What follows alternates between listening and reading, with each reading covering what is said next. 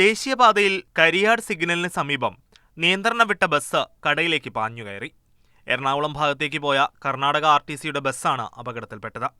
മുന്നിലൂടെ പോയ ഇരുചക്ര വാഹനത്തെ ഇടിക്കാതിരിക്കാൻ വെട്ടിച്ചപ്പോഴാണ് ബസ് അപകടത്തിൽപ്പെട്ടത്. സംഭവത്തിൽ ആർക്കും പരിക്കില്ല.